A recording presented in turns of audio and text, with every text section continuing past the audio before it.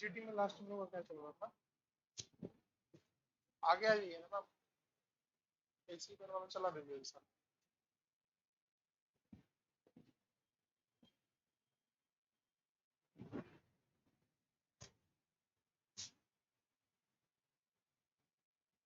Last हम लोग का क्या चल रहा था? Solvency ratio. अच्छा हाँ, याद था।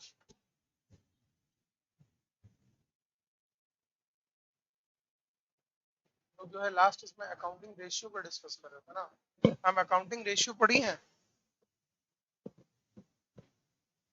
पढ़े हैं। अकाउंटिंग रेशियो पढ़े हैं कि नहीं आप? पढ़े हैं, पढ़े हैं, देखते। अकाउंटिंग रेशियो में शायद हम लोग डिस्कस कर रहे थे। हम बताए थे कि आपका जो अकाउंटिंग रेशियो हम लोग पढ़ेंगे उसमें रेशियो टोटल 4 तरीके का हम लोगों के पास होता है ना। 4 तरीके का होने का मतलब क्या है कि आप जब अकाउंटिंग रेशियो लास्ट हम लोग डिस्कस कर रहे थे, अकाउंटिंग रेशियो जब डिस्कस किए थे तो इसमें नॉर्मल फंडा ये था समझने के लिए कि आप जो है रेशियो को नॉर्मली 4 पार्ट में पहले डिवाइड करके चलो, उसके बाद वो भूलने का कोई आपको जरूरत ही नहीं पड़ेगा। जैसे अकाउंटिंग रेशियो में सबसे पहला हम लोगों का क्या था? First one is called solvency ratio ji. पहला हम लोगों का था लिक्विडिटी ना। लिक्विडिटी में जो है, लिक्विडिटी रेशियो में हम लोग 2 रेशियो पढ़े थे। First one is called current ratio and second one is what? Quick ratio. ये पढ़े थे ना। करंट रेशियो का फॉर्मूला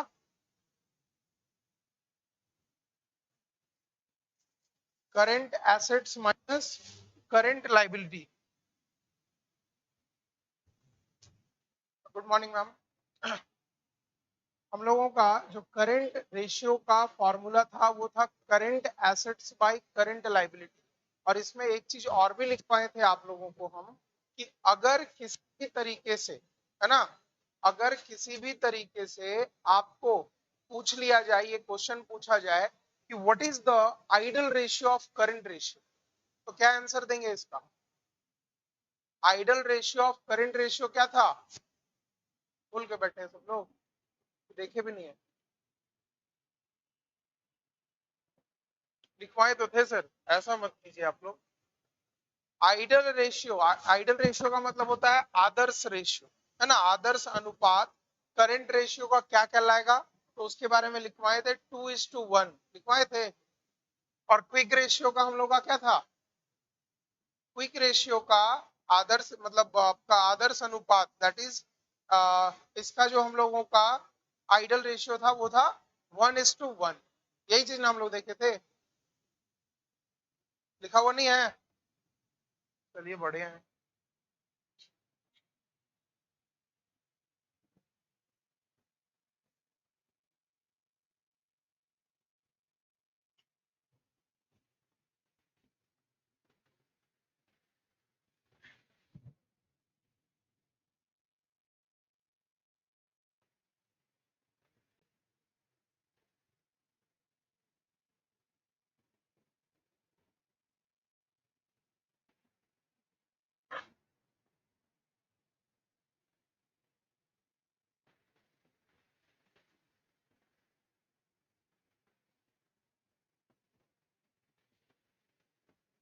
हम लोगों का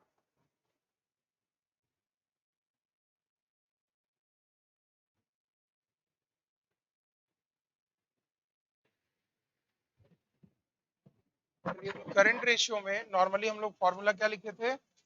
current assets by current liability. और क्विक रेशियो में हम लोग का था quick assets by current liability. Quick assets is equal to क्या होता है बाबू? Quick assets is equal to क्या पता है?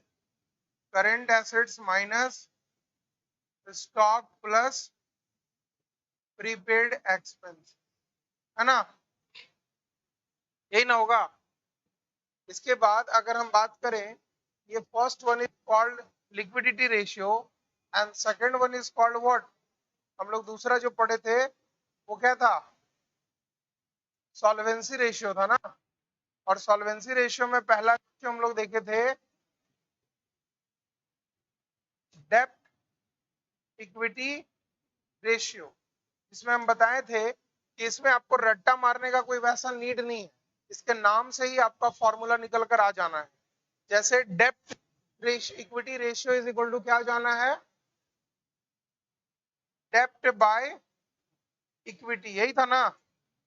डेब्ट इज इक्वल टू क्या हो गया, अगर डेब्ट के बारे में बात करेंगे तो ये है हम लोगों का long term loans plus long term loans के बाद प्रोविजन आ गया ना, लॉन्ग टर्म प्रोविजन, ये ऐड हो जाएगा। और इक्विटी में क्या क्या चीज इंक्लूड होने वाला चीज है, इक्विटी में क्या क्या चीज इंक्लूड होगा, इक्विटी में जो है हम लोगों का शेयर्स होल्डर फंड, ये चीज चला जाएगा हम लोगों का इक्विटी में, है ना। और अगर हम इसके बाद दूसरा बात करें, डेब्ट इक्विटी के बाद था हम लोग का क्या चीज, डेब्ट इक्विटी रेशियो के बाद था हम लोगों का टोटल एसेट्स टू डेब्ट रेशियो, यही था ना, टोटल एसेट टू डेब्ट रेशियो। इसका फॉर्मूला क्या लिखवाए थे, total assets bye total assets bye डेब्ट, ये लिखवाए थे। टोटल एसेट्स में जितने भी तरीके का एसेट्स है, चाहे वो फिक्स्ड हो चाहे वो करंट नेचर का हो, दोनों का दोनों यहाँ लिख देंगे। और डेब्ट में आपका यही वाला सेम चीज चला जाना है ना। तो आपको जो है नॉर्मल हम लोग बोले थे कि अगर फॉर्मूला आपको कॉन्सेप्चुअल बेस पर अगर मिलता चला जाए तो आपको कोई तकलीफ होने जा रहा नहीं है।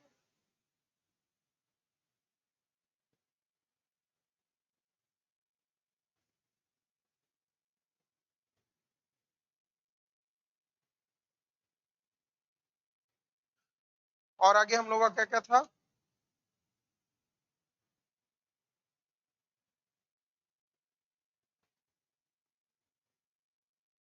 प्रोप्राइटरी रेशियो होगा ना,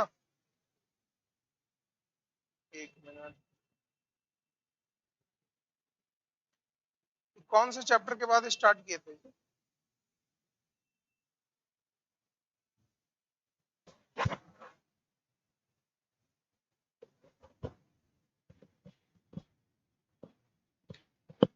अकाउंटिंग के बाद स्टार्ट किए थे ना हम लोगों का।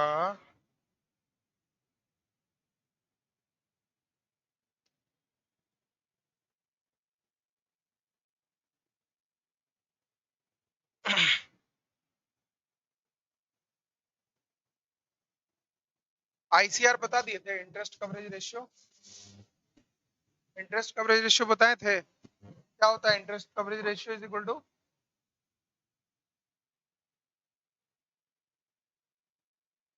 सर आप जो बुक बोले थे वो टीजीटी का मिला, बट पीडीजीटी का कौन सा बुक है मैम, अभी तो फिलहाल हम देखिए ये यूज कर रहे हैं, है ना, अभी फिलहाल ये बुक यूज कर रहे हैं, बाकी आप देख लीजिए मिल जा रहा है मार्केट में तो ठीक है, ऐसा कोई नीड नहीं है कि सेम पब्लिकेशन का होना चाहिए। और याद रखिएगा आप लोगों को अगर टीजीटी पीजीटी बुक लेना हो तो अगर झारखंड का जाके खोजिएगा तो बहुत ही कम पॉसिबिलिटी है कि मिलेगा। आप चाहें तो यूपी वाला परचेज कर सकते हैं, यूपी का जो हाई स्कूल टीचर का टीजीटी और पीजीटी का बुक है वो मार्केट में मिल जाएगा एज यूजुअल, सेम दोनों का आपका क्या बोलते हैं ये सिलेबस दोनों का सेम है। तो ऐसा कोई नीड नहीं है कि झारखंड ही लिखा होना चाहिए, आप जो है यूपी का भी जाके एक बार सिलेबस मिला लीजिएगा, क्योंकि यूपी में जो है इधर मतलब यूपी का बुक जो है बहुत ज्यादा पब्लिश होता है इसमें टीचर के बिहार, है ना। और झारखंड में तो नौकरी ही निकलता है बहुत दिन के बाद, तो बुक तो बात ही छोड़ दीजिए, है ना। चलिए फिर हम लोग आगे बात करते हैं। हम लोग जो है इसमें चार टोटल रेशियो बात किए थे, फर्स्ट वन इज कॉल्ड डेब्ट equity ratio, second one is what, total asset to डेब्ट ratio, third one is called proprietary ratio and fourth one is interest coverage ratio, है ना।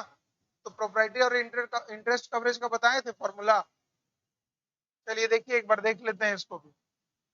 एक अगर हम बात करें तो proprietary ratio is equal to क्या लिखवाए थे मैम?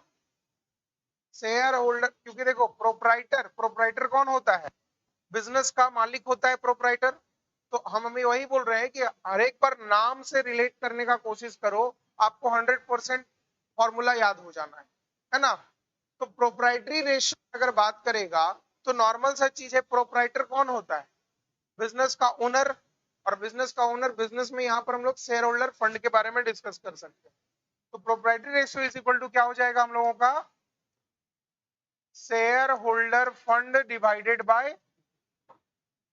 Total assets. ये हम लोग का प्रोप्राइटरी रेशियो है। और एक लास्ट हम लोग जो पढ़ रहे थे वो था ICR, that is interest coverage ratio, जिसके बारे में शायद बताए थे हम लोग। था एनपीबीटी था ना, एनपीबीटी एंड इंटरेस्ट लिख सकते हैं, that is net profit before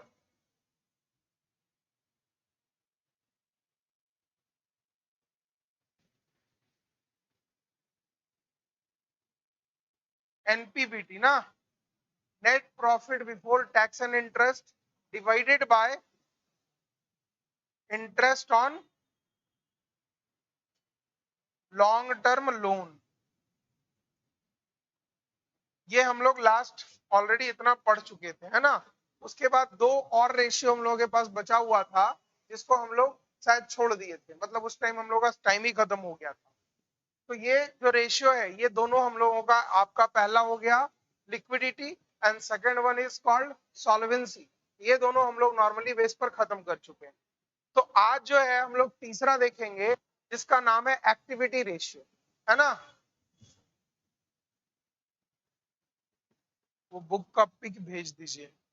ठीक है मैम, भेज देंगे, बुक का पेज भी भेज देंगे।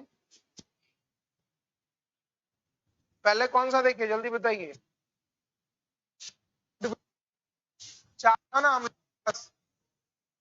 टर्नओवर को ही एक्टिविटी बोलते हैं, है ना? देखो यहाँ पे रेशियो का थर्ड पार्ट अगर हम बात करें तो हम लोगों का है टर्नओवर रेशियो, जिसको हम लोग नाम देंगे एक्टिविटी रेशियो। अब देखो, अगर समझने वाला दिमाग से चलोगे तो टर्नओवर का मतलब क्या होता है पता है? टर्नओवर का मतलब क्या होता है?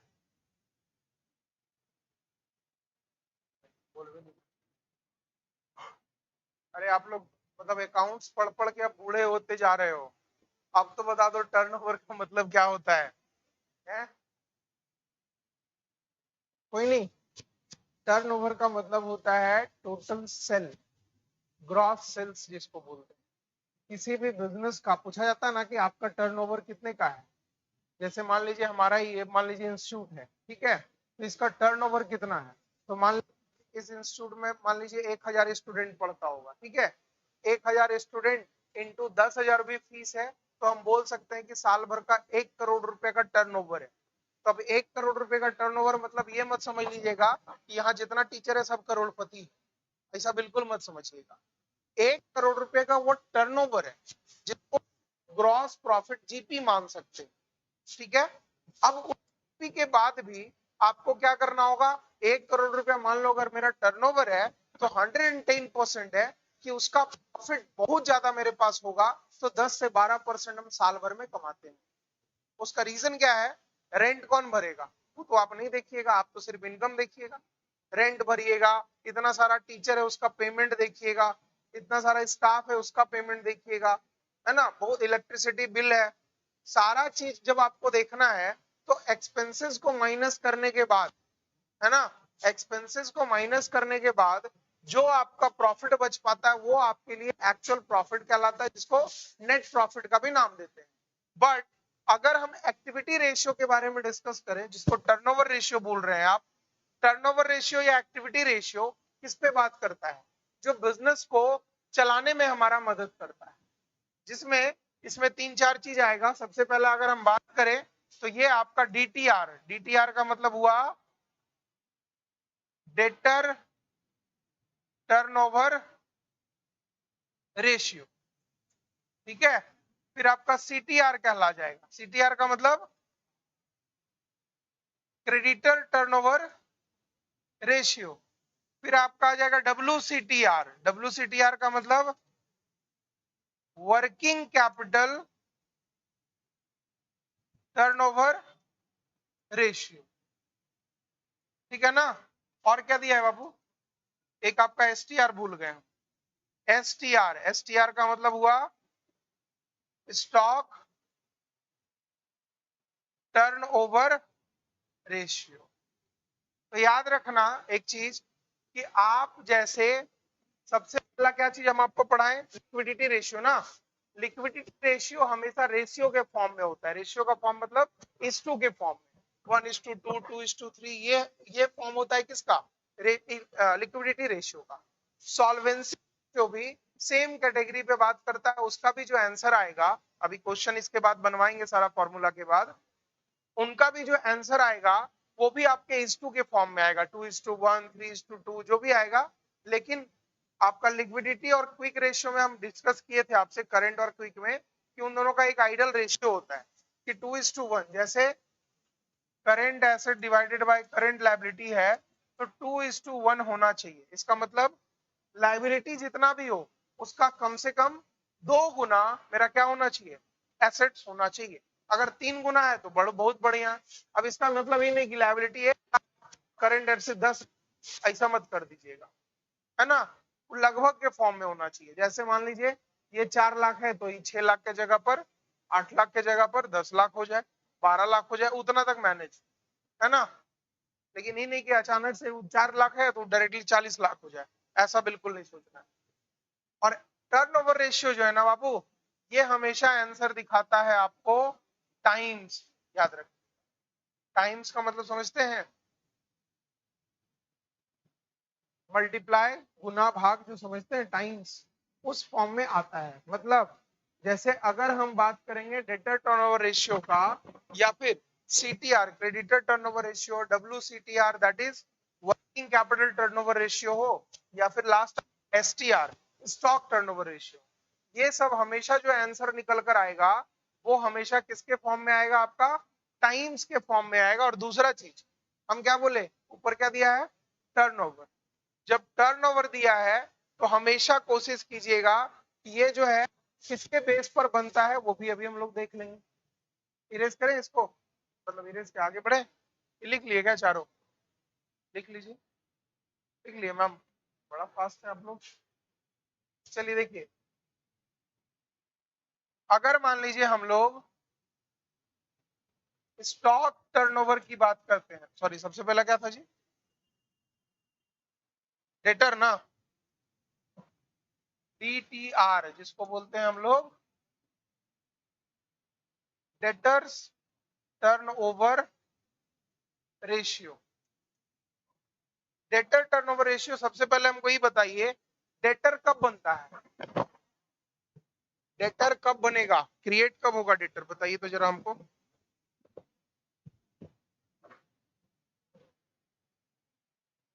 डेटर क्रिएट होगा जब आप कोई सामान उधार में खरीदिए, तब चीज तो ये बेचिएगा, सच सच बताइए, खरीदिएगा कि बेचिएगा, डेटर कौन होता है, जो आपको पैसा देता है। तो जब आप किसी को खरीदिएगा सामान तो वो पैसा भी देगा आपको क्या बदले में। तो फिर डेटर तब क्रिएट होगा जब कोई भी सामान आप किसी को सेल करते हो। सबसे पहला चीज याद रखिएगा ये, है ना। जब आप किसी को कोई सामान बेचते हो, वो भी किस चीज में, उधार में। जब आप कोई सामान उधार में सेल आउट करोगे तो उससे होने वाला जो भी आदमी क्रिएट होगा उसको हम लोग डेटर बोलते हैं। और डेटर टर्नओवर रेशियो का फॉर्मूला अगर हम बात करें तो हम लोगों का debtor turnover ratio is equal to आ जाएगा, लिख देते हैं यहां पर, नेट क्रेडिट सेल माइनस, क्या निकल कर आएगा हमारा, एवरेज डेटर, एवरेज डेटर।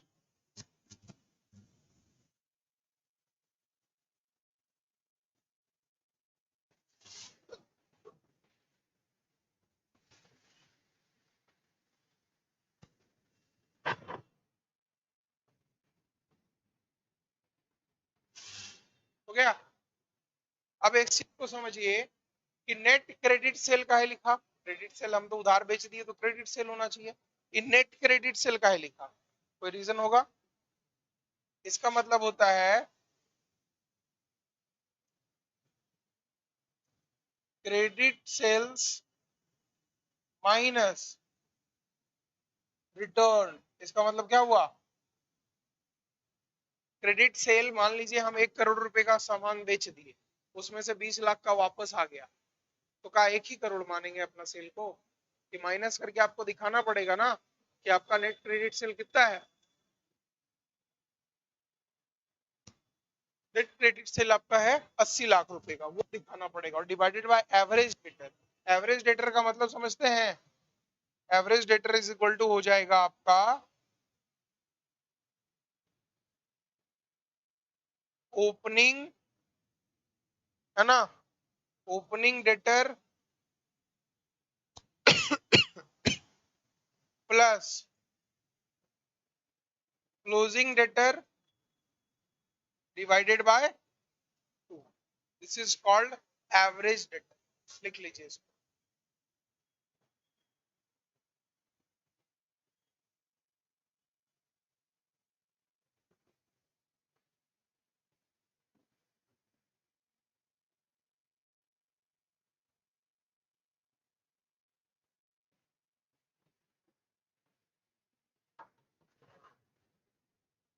क्या हो गया मैडम? अब मान लीजिए इसी के बाद तुरंत हम दूसरे पे बात करेंगे। अगर जैसे देखो इस पर क्या चीज पर हम लोग डीटीआर देख लिए, अब सीटीआर क्रेडिटर टर्नओवर रेशियो के बारे में डिस्कस करेंगे, तो क्या इसका फॉर्मूला बताने का नीड पड़ेगा कि दिमाग में चलना स्टार्ट हुआ? सीटीआर का मतलब क्या होगा बताइए? TTR is equal to net credit sales, तो सीटीआर इज इक्वल टू क्या हो जाएगा? Net credit purchase.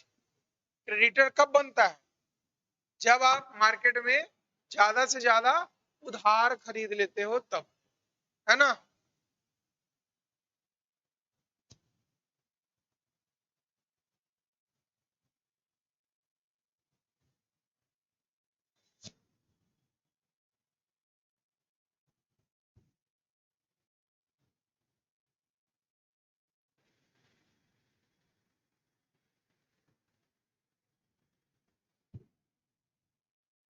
लिख लिए? सीटीआर का क्या लिखेंगे बताइए?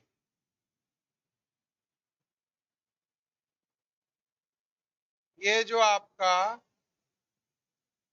क्रेडिटर टर्नओवर रेशियो है, क्रेडिटर टर्नओवर रेशियो को किस तरीके से लिखोगे? आप लिखोगे net credit purchase divided by average creditors, और एवरेज क्रेडिटर भी सेम निकलेगा उसी तरीके से, opening plus closing divided by 2।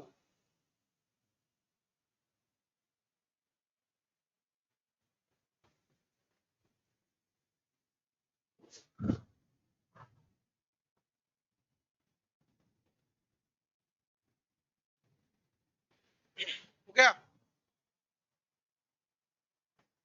Madam? हो गया?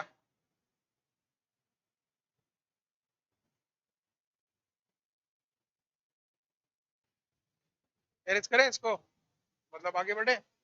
एक इसी में चलिए एसटीआर भी लिख ही लेते हैं, stock turnover ratio. Stock turnover ratio is equal to होता है सीओजीएस। सीओजीएस को क्या बोल सकते हैं आप? Cost of good sold divided by average stock. और जिनको जिनको ये नहीं पता है कि सीओजीएस क्या होता है, वो समझ लीजिएगा सीओजीएस निकालने का भी फॉर्म अलग अलग 2 तरीके का है। पहला, सीओजीएस के बारे में अगर हम डिस्कस करें तो इसका फॉर्मूला होता है opening stock add purchases add direct expenses minus closing stock. ये होता है आपका सीओजीएस। शायद याद होगा जब हम ट्रेडिंग बना रहे थे, ट्रेडिंग पीएल जब पढ़ा रहे थे, तो वहां पर भी हम सीओजीएस का फॉर्मूला एक बार लिखे थे आप लोगों के लिए, है ना। दूसरा अगर हम बात करें सीओजीएस का दूसरा फॉर्मूला भी होता है। दूसरा फॉर्मूला क्या है? GP minus net sales. ये भी किसका फॉर्मूला है? सीओजीएस का ही फॉर्मूला है। तो ये तो सीओजीएस निकल कर आ जाएगा। और एवरेज स्टॉक निकालने का फॉर्मूला क्या होगा? Same, opening stock plus closing stock divided by 2। ये निकल गया एवरेज स्टॉक।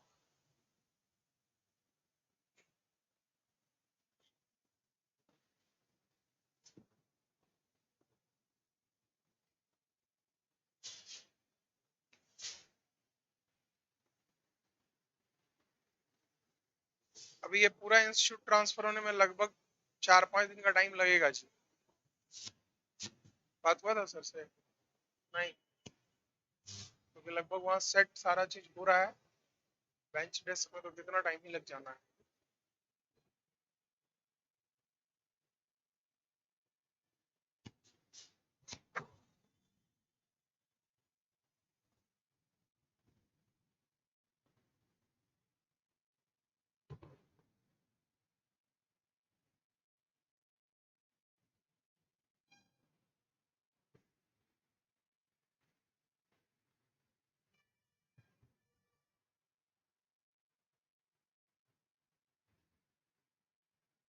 हो गया, ये हम लोगों का हो गया। और एक जो है हम लोग का लास्ट क्या बचा हुआ है? WCTR। WCTR का मतलब वर्किंग कैपिटल टर्नओवर रेशियो, है ना। तो इसको आप डायरेक्टली लिख सकते हो नेट सेल डिवाइडेड बाय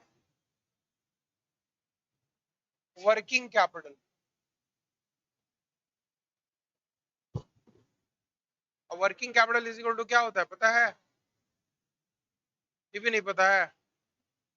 मेहनत ज्यादा करना पड़ेगा नहीं। Working capital is equal to होता है current assets minus current liability. ये वर्किंग कैपिटल होता है। अब पता नहीं ऐसा बताने के बाद अंदर से ओ ये तो जानते ही थे, ऐसा वाला फीलिंग आता है कि नहीं? 1.5 साल से नहीं पढ़े हैं, 3 साल से। कोई बात नहीं है। हो गया मैडम?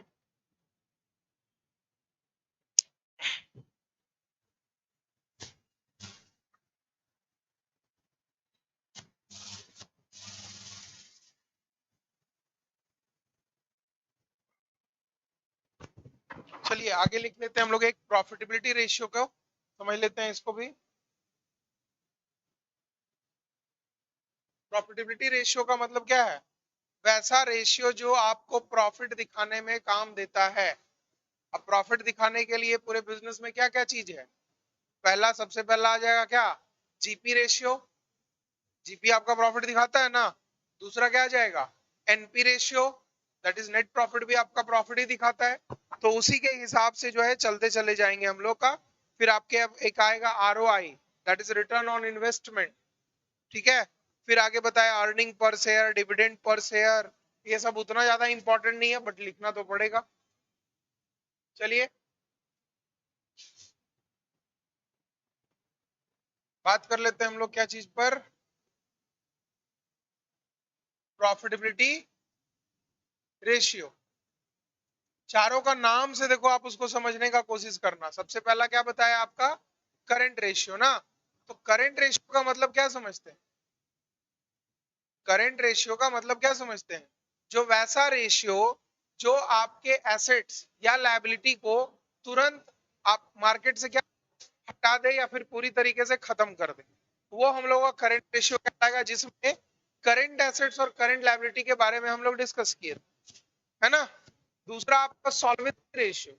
सॉल्वेंसी रेशियो का मतलब हुआ वैसा जो कि आपके बिजनेस का सारा डेप्ट कहीं ना कहीं उठाकर दिखा दे हमको, जिसमें आप सबसे पहला क्या बात किए थे, डेप्ट इक्विटी रेशियो, दूसरा क्या बात किए थे, टोटल एसेट टू डेप्ट रेशियो, तीसरा था profitability ratio, sorry proprietary ratio ना, और चौथा क्या था, इंटरेस्ट कवरेज रेशियो, है ना। इंटरेस्ट कवरेज रेशियो का फॉर्मूला बताया था क्या चीज, NPBT and interest divided by interest on long term loans, यही ना। चलिए प्रॉफिटेबिलिटी रेशियो में सबसे पहला क्या जाएगा आपका, नेट प्रॉफिट रेशियो, फिर आ जाएगा जीपी रेशियो, इस सारा का सारा चीज याद रखिएगा। और ये जो है पहला दूसरा मतलब लिक्विडिटी और सॉल्वेंसी, ये दोनों किस फॉर्म में दिखता है आपको आंसर, इज टू के फॉर्म में, रेशियो के फॉर्म में। तीसरा वाला जो अभी इससे जस्ट पहले पढ़ा है वो किस फॉर्म में दिखेगा, टाइम्स के फॉर्म में। और ये जो हम लोगों का जीपी रेशियो या कोई भी रेशियो है, ये हम लोग का प्रॉफिटेबिलिटी रेशियो जो है ये परसेंटेज के फॉर्म में दिखेगा, ये याद रखिएगा। ठीक है, क्वेश्चन पूछ भी सकता है, ऑब्जेक्टिव क्वेश्चन है, मेरे जैसा टीचर अगर क्वेश्चन बनाए तो हम यही सब पूछेंगे, ज्यादा हमको नहीं पूछना आप पढ़े क्या पढ़े नहीं पढ़े, ये सब कॉन्सेप्ट अगर क्लियर है तो सब चीज क्लियर है।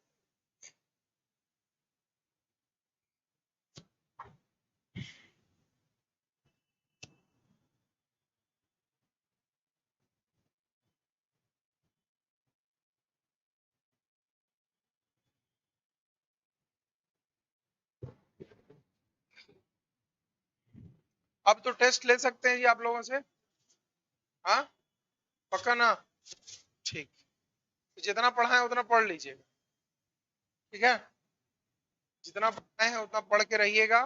और ऑनलाइन वाले लोग चाहे ऑफलाइन वाले लोग हों,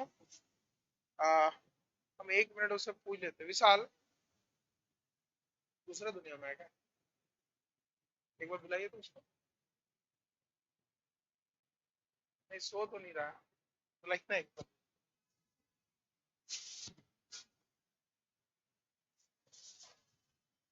विशाल, हाँ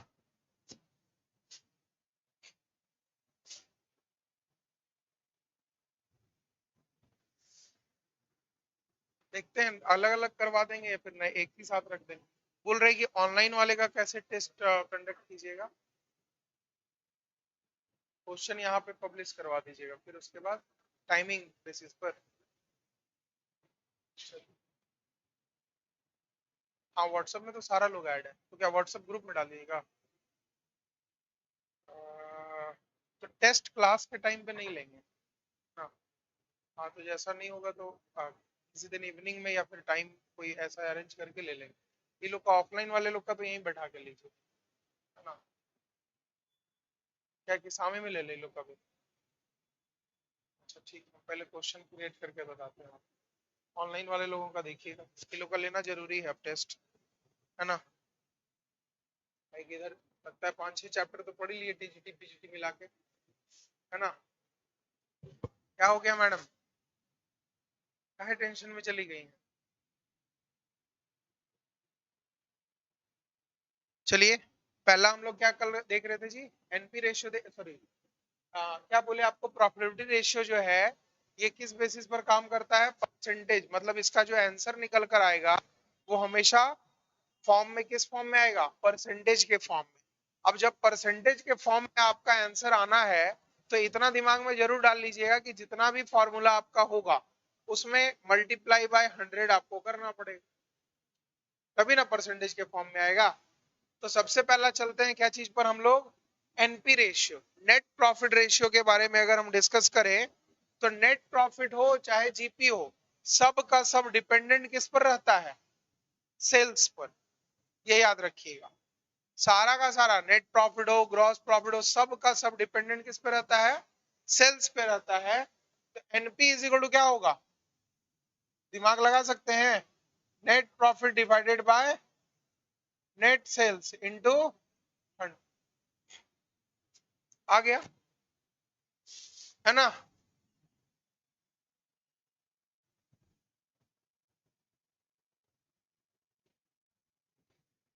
और दूसरा जीपी के बारे में डिस्कस करें तो GP by net sales into 100।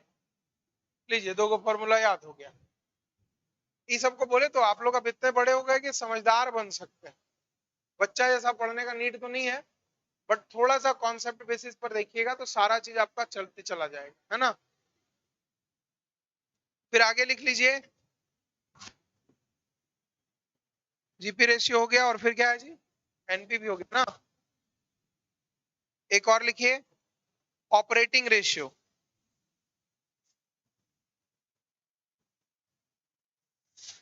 Operating ratio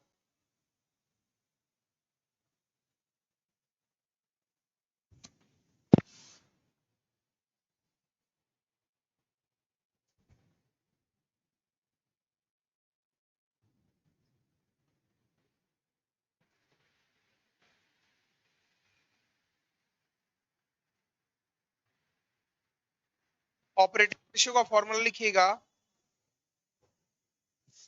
COGS plus operating expenses, CO plus operating expenses divided by net cell into 100।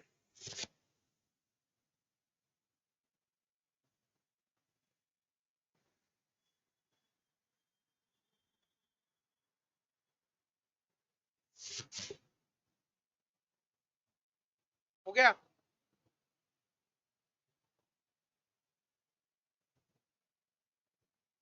Operating expenses में क्या क्या चीज आता है ये पता है, यदि नहीं है पता होगा लिखिए, operating expenses is equal to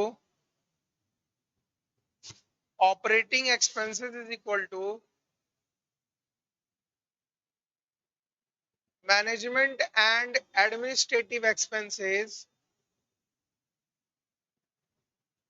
management and administrative expenses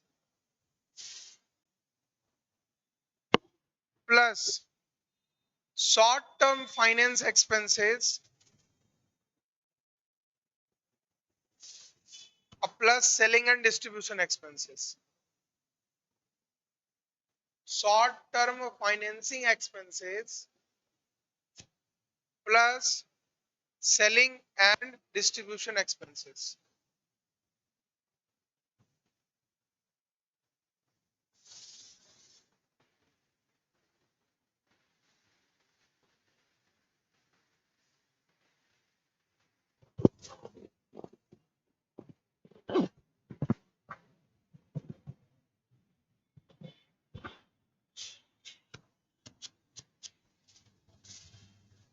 और एक दो बताए थे, क्या क्या था जी, एक आपका आरओआई था ना, return on investment. Return on investment के बारे में जरा देख लीजिएगा। Return on investment is equal to हो जाएगा, लिखिएगा,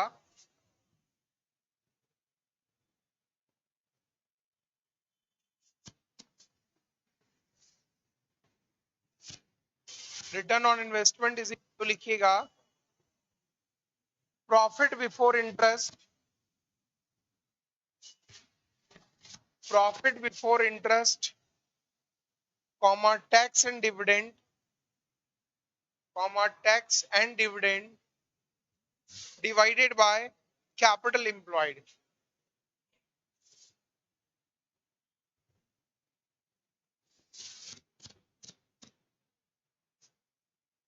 profit before interest comma tax and dividend divided by capital employed, ये हम लोगों का ये निकल कर आ जाएगा। ठीक है, तो ये जो है हम लोगों का ऑलमोस्ट इस चैप्टर से रिलेटेड हम बोल सकते हैं कि फॉर्मूला वाला जो सिस्टम है वो हम लोग पूरी तरीके से खत्म कर चुके हैं। ठीक ना, अब इसका क्वेश्चन कैसा है एक आध हम लोग देखते हैं। देखिए क्वेश्चन में क्या दिया है इससे रिलेटेड।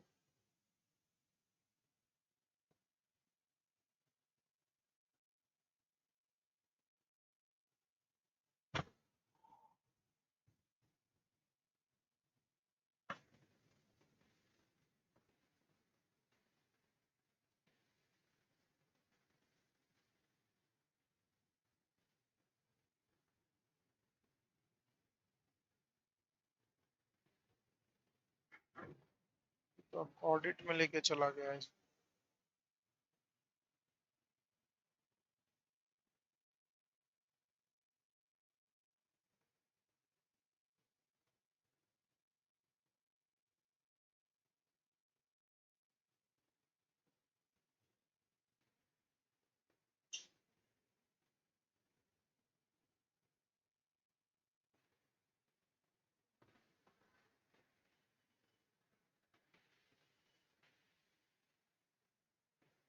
इसे बस वही फॉर्मूला दे दिया है क्वेश्चन में कि एक्टिविटी रेशियो में दे दिया है कि डीटीआर का फॉर्मूला बताइए। तो डीटीआर का फॉर्मूला बता सकते हैं? डीटीआर क्या होता है? Debtor turnover ratio. अगर याद नहीं आए तो डेटर याद रखना। डेटर बनता कैसे है? डेटर बनता है आपको परचेज सेल अगर आप उधार में कीजिएगा तब आपका डेटर बनेगा। तो उसका क्या हो जाना है formula? Net credit sale divided by average debtor. यही था ना? चारों रट्टा मारने का जरूरत ज्यादा नहीं है, नॉर्मल बेस पर हम लोग डिस्कस कर सकते हैं। और हम लोग एक बात बताइए हमको कि पीजीटी में क्या क्या चीज वैसा पढ़ चुके हैं जिसका टेस्ट हम लोग दे सकते हैं? पीजीटी में हम लोग ऐसा कौन सा चैप्टर पढ़े हैं जिसका टेस्ट दे सकते हैं? Income tax. इनकम टैक्स अरे ऑनलाइन वाला लोग पूरा चुप हो गया जी। हैं? टेस्ट के नाम पे सब लोग कहाँ चला गया?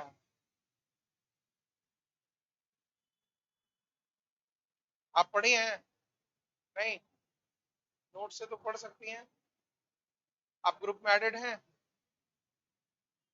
एडेड हैं तो ग्रुप में शायद नोट्स भेजी थी ना वो लोग, नंदा लोग भेजी थी ना एक बार। आपको सारा नोट्स भेज दिया जाएगा शुरू से अभी तक में जितना भी भेजा गया उसमें, चाहे जो भी है वो सारा भेज दिया जाएगा। एक बार आप ओवरलुक ले लीजिएगा। और टेस्ट याद रखिएगा, जो भी ऑनलाइन हो ऑफलाइन हो जितने भी लोग हैं सारे लोग टेस्ट जरूर दीजिएगा। उसका रीजन ये है, और पहला चीज। और दूसरा में टॉपर आइएगा तो ऐसा हम बिल्कुल नहीं है कि हम आपको टॉफी और गिफ्ट देंगे, है ना? इसलिए कोई लोग जो अपना दिमाग लगाएगा कि हमको जो है थोड़ा सा सर को थोड़ी पता चल रहा है, नेट से चेक कर लेते हैं, तो मेरे साथ थोड़ी चोरी कीजिएगा, आप अपने साथ कीजिएगा, बाकी देख लीजिएगा, है ना? और देहाती भाषा में हम कभी कभी पढ़ाते पढ़ाते बोल देते हैं, जो कोई चोरी करेगा जी उसको अपना अपना कसम, है ना? दैट इज, बाकी आप देख लीजिएगा। इंडिया में फालतू का यही चलता है ना, मेरा कसम खाओ तो मतलब मर भी जाओगे तो क्या दिक्कत है ना?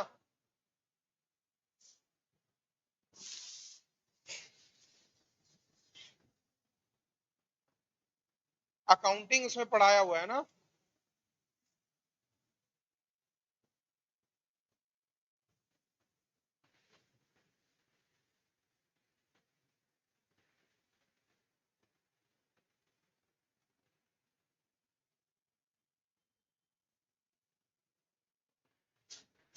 हाँ, क्या क्या चीज पढ़े हैं मैडम? आप ही बता दीजिए, उस हिसाब से हम एक बार बोलते चले जाएंगे, ये लोग भी देख लेगा। निधिका कुमारी सर, इंग्लिश में नोट्स कब मिलेगा? हाँ, ये भी बात सही आप बोल रही हैं। आज जो है सारा नोट्स एक काम करते हैं, रुकिए हम विशाल को देते हैं, वो मेरे को बोला है कि सर हिंदी वाला कन्वर्ट इंग्लिश में कर देंगे, तो आज हम देते हैं इसको और उसका नोट्स प्रोवाइड करवा देते हैं। जी और बताइए मैम, बताते चलिए ना आप एक बार।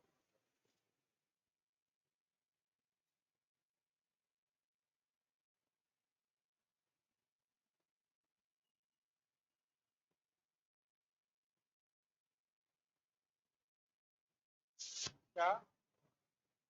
पहला है टूल्स ऑफ,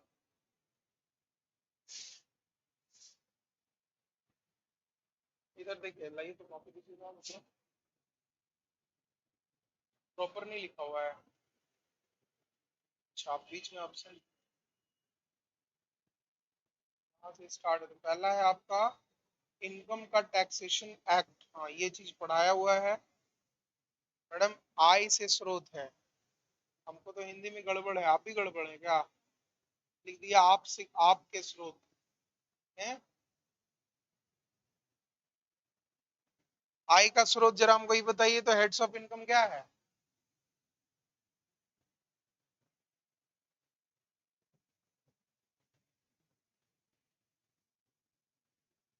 अब देखिए उधर जो है ये लोग मसाल लेके सब लोग निकल गई हैं। इंग्लिश नोट्स मैडम बोले हैं दिलवा देंगे, क्योंकि आज अब विशाल कहाँ गया है? अच्छा नहीं है, रुकिए अभी बोलते हैं, कोशिश करते हैं फ्रेंड आपसे पहले जो है भिजवा दे आप लोग को। हाँ मैडम बता सकते हैं आप लोग हेड्स ऑफ इनकम कौन से सेक्शन में डिफाइन किया गया है? हैं?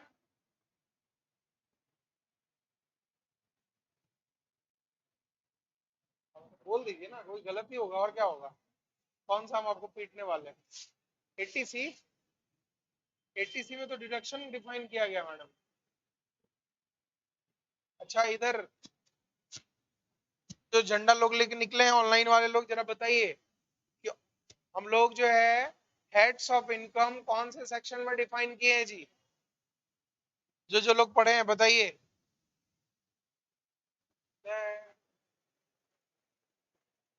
नहीं, कुछ नहीं, ये तो बड़ा इजी तरीके से समझाए थे, इसको भी भूल गए कि सेक्शन 14 था, और जिसमें बताए थे कि number of heads of income अगर कोई पूछे तो इसी को जोड़ देना, 1+4 कितना हो गया? 5 हेड्स ऑफ इनकम था। तो इसको भी रट्टा मारना पड़ेगा आप लोग को। हेड्स ऑफ इनकम कौन कौन है? पांचों का नाम बताइए, तो आप बताइए तो सर। पहला है इनकम फ्रॉम सैलरी, दूसरा इनकम फ्रॉम हाउस प्रॉपर्टी, तीसरा income from business and profession, चौथा इनकम फ्रॉम कैपिटल गेन, और पांचवा इनकम फ्रॉम अदर सोर्सेस, है ना? तो ये हम लोग टैक्स में पढ़े थे। चलिए तब तो जैसा स्थिति आप लोग का लग रहा है, बड़ा अच्छा अच्छा क्वेश्चन हम बना सकते हैं, नहीं? हमको लगा बहुत पढ़ने वाले हैं आप लोग। तो कब भूले थे?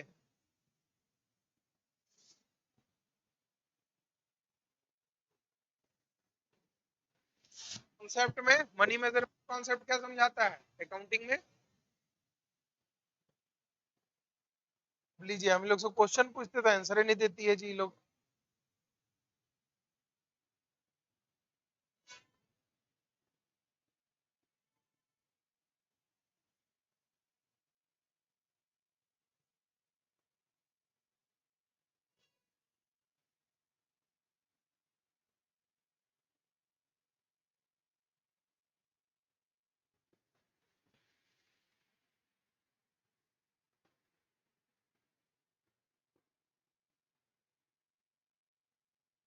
बोलिए, ये लोग तो आंसर देने से नहीं, आप ही लोग बता दीजिए मनी मेजरमेंट कॉन्सेप्ट क्या होता है?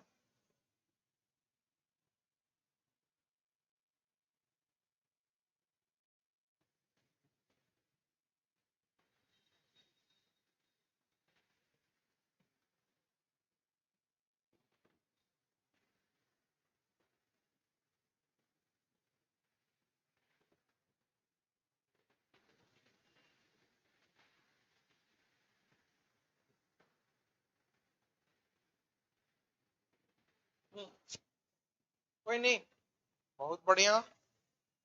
चलिए तो आप लोग रिकॉर्ड कायम कीजिएगा। मनी मेजरमेंट कॉन्सेप्ट के बिहाफ में आपको ये डिस्कस करके समझाए थे कि अगर मनी मेजरमेंट कॉन्सेप्ट ये समझाता है कि according to this concept accounting never record all those transaction which is not included in the term of monetary। इसका मतलब क्या है कि जो वैसा कोई भी ट्रांजेक्शन जिसमें पैसे से रिलेटेड बात नहीं किया गया हो उसको अकाउंट्स कभी भी रिकॉर्ड नहीं करता है। पढ़ाए थे? रिवीजन का बात है नहीं मैडम, रिवीजन एक बार कीजिएगा तो आप लोग खूब पूरा बना लीजिएगा। डेप्रिसिएशन किसमें नहीं लगता है? ये भी साइलेंट हो गया सब। फिक्स एसेट पे डेप्रिसिएशन नहीं लगता है? हम तो सुने थे कि लगता ही खाली उस पर है।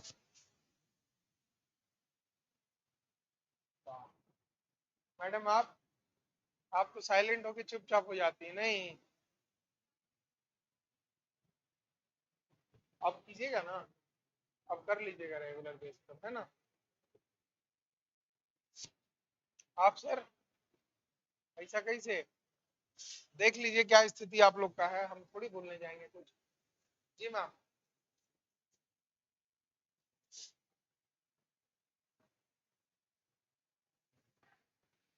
लिमिटेड रिसोर्सेज पर डेप्रिसिएशन नहीं लगता, वेरी गुड। और लाइव स्टॉक और लैंड, इन सब चीजों पर भी नहीं लगता। फिक्स एसेट्स पर ही सिर्फ डेप्रिसिएशन लगता है, फर्स्ट पीरियड को छोड़ के सब पे लगता है ना। चलिए है, कोई नहीं,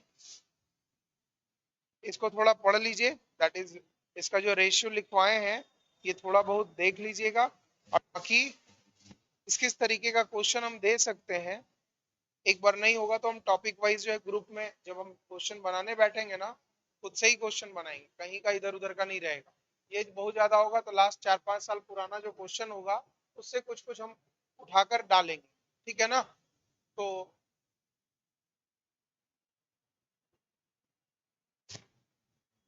संजय पटेल सर जो है आंसर दिए। सर शायद आपको क्वेश्चन सुनने में गलतफहमी हो गया, हम क्वेश्चन आपसे पूछे कि किस चीज पर डेप्रिसिएशन नहीं लगता है, तो ये भी सेम आंसर दिए फिक्स एसेट्स में, ठीक है।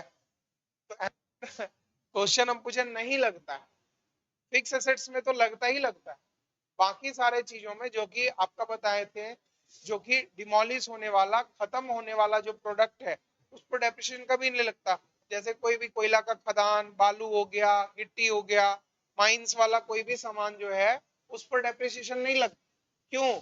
वो खत्म होते होते एक दिन पूरी तरीके से खत्म हो जाता है ना, उस पर डेप्रिसिएशन लगने का कोई बात ही नहीं है। बट कभी कभी किसी क्वेश्चन में आप लोग जब रॉयल्टी वगैरह पढ़े होंगे, पार्ट 1 में पढ़े थे, याद है ना चैप्टर का नाम, बाकी उसके नीचे मत पूछिएगा सर, ठीक ना। ये याद है, तो उन सब चीजों में पढ़े थे। तो वहां पर हम लोगों को बताया गया था, रॉयल्टी में ज्यादातर हम लोगों को यही सिखाया जाता था, पढ़ाया जाता था कोयला वाला, है ना, कि इतना टन कोयला हम लोग प्रोड्यूस किए, उसमें इतना रॉयल्टी है, जरा इसका निकालो, इस पार्ट वर्क कितना आया, सरप्लस कितना आया, है ना।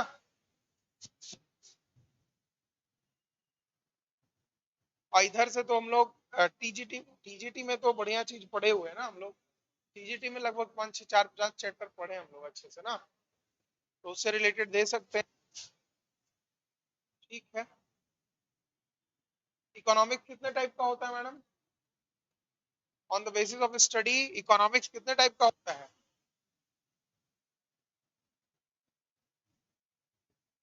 ये भी नहीं बताएगा कोई? माइक्रो और मैक्रो बस दो ही होता है? इंडियन इकोनॉमी तीन ही होता है? और एक होता है, सर आपको तो याद होगा ही, आप काहे पूछ रहे हैं मेरे से? नहीं, पॉइंट ऑफ स्टडी इकोनॉमिक्स 4 पार्टों में बांटा गया था, पहला माइक्रो, मैक्रो, इंडियन इकोनॉमी, और एक था हम लोगों का स्टैटिक्स, है ना। अच्छा याद था ना मैडम? बस लिखा हुआ हो, कैसे नहीं लिखा हुआ है? आप ही का कॉपी अभी हम देख के वो क्वेश्चन मेरे ध्यान में आया है। अरे किसी से भी देख के लिखे तो, चारों लिखा हुआ तो है ना, लिख के लिख लिए। अच्छा ऐसा है, देखिए चारों लिखा हुआ है ना वहीं पर। तो आज आई नहीं वो गाड़ी, पंचर हो गया होगा नहीं? वाह, अपने से डिसाइड ही कर ली कि गाड़ी है उसका पंचर हुआ होगा, समझे ना। चलिए बढ़िया है, ठीक है फिर कल मिलते हैं। और टेस्ट का हम बड़ा जल्दी देखते हैं, एक आध 2 दिन में टेस्ट हम लोग ले लेंगे, इसी वीक में होगा। अब कितना दिन बचा हुआ है? 2-3 दिन है। हाँ, आज कौन दिन है? आज थर्सडे, तो थर्सडे फ्राइडे सैटरडे, हाँ 2-3 दिन है, ले लेंगे इसी वीक में टेस्ट। सैटरडे को सोच रहे हैं शनिवार वाला ग्रह चढ़वाएं क्या? नहीं, अरे टेस्ट देखिए, पहले मेरी बात सुन लीजिएगा। टेस्ट जो है, हम क्लास का टाइम इंटरप्ट करके टेस्ट नहीं लेने जा रहे हैं। ऐसा बिल्कुल नहीं है कि आपको बैठा के टेस्ट लेंगे और यहाँ हम गार्डिंग करते रहें, ठीक ना। वो जब हम एक आध दिन वैसा होगा कि ऑफलाइन जब बुलाएंगे ना सब लोगों को, उस टाइम वैसा टेस्ट लेना होगा तो ले लेंगे।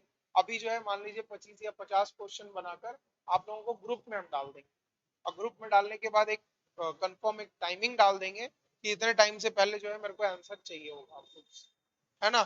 जितना लोग बना लिए। संजय पटेल क्वेश्चन अच्छे से नहीं सुन पाए, कोई नहीं। हम तो वही बोले सर कि हो सकता है आपको सुनने में कंफ्यूजन हो गया होगा, और कोई बात नहीं। क्या?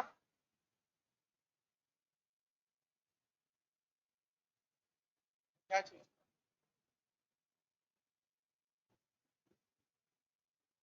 अल्पसंख्यक टीचर, माइनॉरिटी बेस पे जो टीचर वाला निकाला है। अच्छा, मतलब आप लोग बन जाइए जल्दी जल्दी टीचर बनिए तो, है ना। नहीं। हाँ,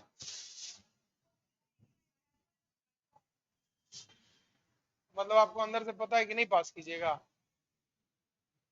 अच्छा, सेटिंग कर। अल्पसंख्यक वाला मतलब क्या ये क्रिश्चियन या फिर मुस्लिम वाला जो स्कूल हो वही ना, उसी में ना। तो उन लोगों में मतलब ऐसे नॉर्मल अच्छा सेमी गवर्नमेंट का।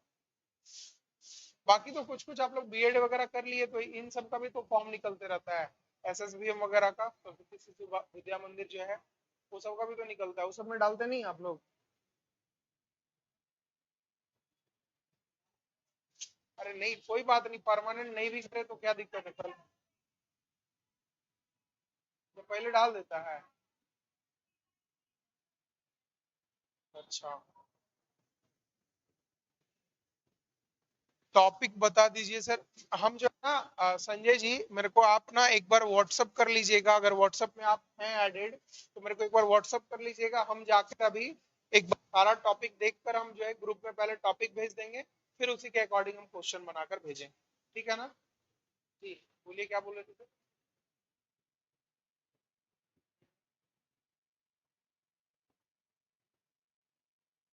अच्छा ऐसा है, कोई नहीं। हाँ, ड्रेसिंग में तो जाना पड़ेगा सर। तो आपको उससे भी तकलीफ है?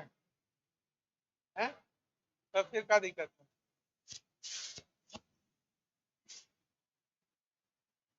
हाँ, तो पूरी तरीके से आरएसएस पे डिपेंडेंट रहता है सर, तो हिंदुत्व का झंडा लेके तो वही लोग ना चलते हैं।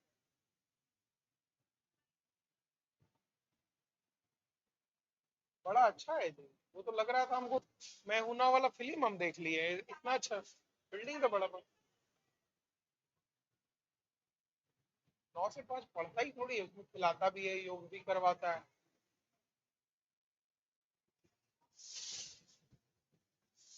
पैसा भी देता है मैडम, लाख रुपए महीना देगा तो 9 से 5 क्या, हम 9 से 10 रात में रुक जाए। कितना देता है? तो आचार्य कुलम में तो क्या बोलता है, भिक्षा मांग के लाइए तो पढ़ाइए, ऐसा नहीं ना है? क्या? ऐसा तो नहीं।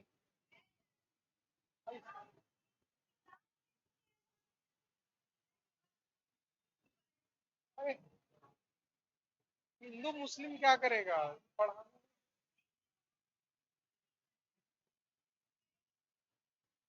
तो आप क्या क्रिश्चियन हैं, इसलिए गाली दे रहे हैं आप? चलिए। हाँ, चलिए आप लोग को हम टॉपिक बता देंगे जी। तो किसको लिया?